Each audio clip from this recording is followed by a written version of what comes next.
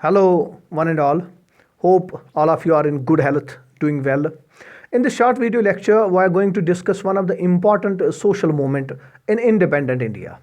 This movement that started soon after independence of India is known as Bhoodan movement. First, we discussed the background of Bhoodan movement.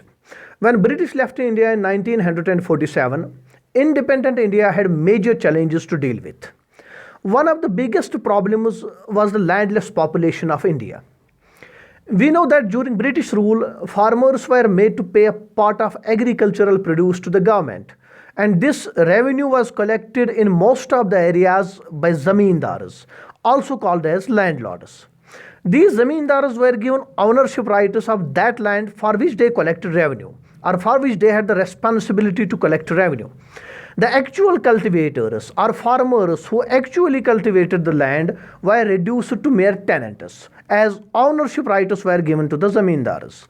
As a result of these policies of British, on the eve of independence of India, majority of land was owned by zamindars, and most of the Indian population was landless.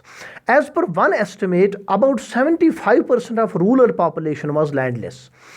In 1948, keeping the plight of cultivators into consideration, most of the states like Uttar Pradesh, Bihar, Madras passed Zamindari Abolition Acts.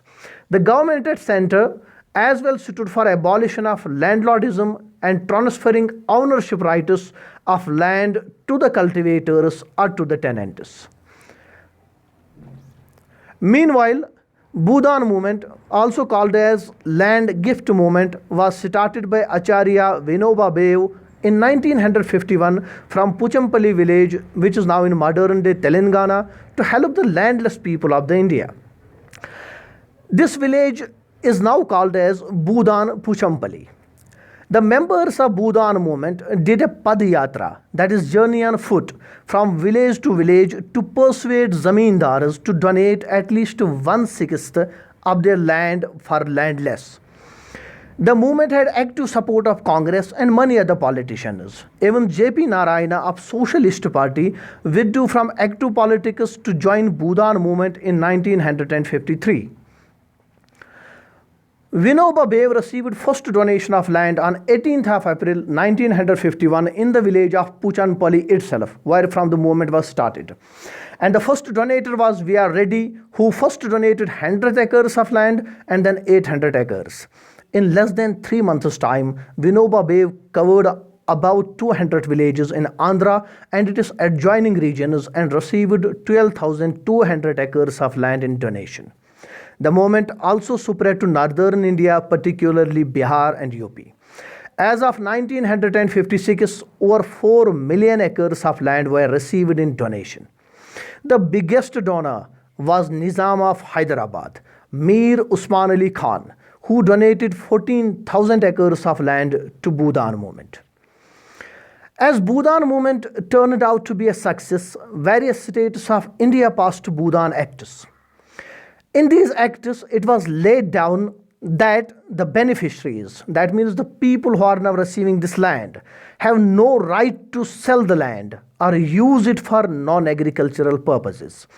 If any individual fails to cultivate the land for 2 years, the government then has the right to confiscate it. Substantial portion of the land donated to Bhoodan movement was unfit for cultivation.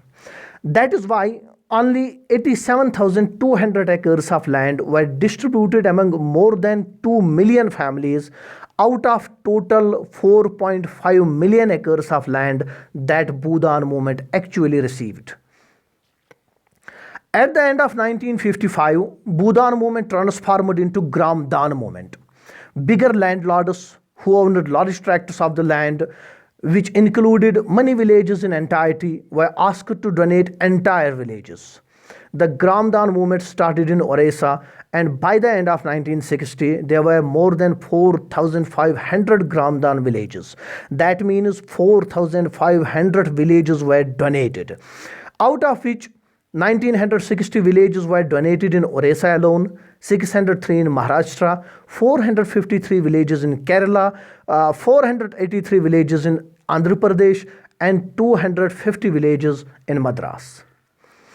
However, most of the land still remains to be distributed owing to the bad policy of the government and inefficiency of the government officials.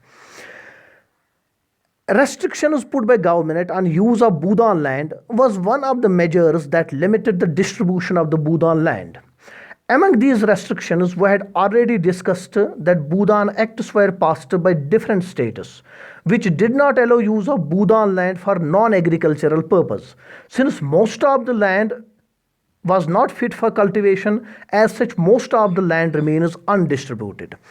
And in this backdrop, the government of Bihar in June 1999 dissolved State Bhoodan Committee for its inability to distribute even half of the Bhoodan land. States of India must allow use of Bhoodan land for non-agricultural purposes and quickly distribute the remaining land among landless or land poor. Thank you for watching.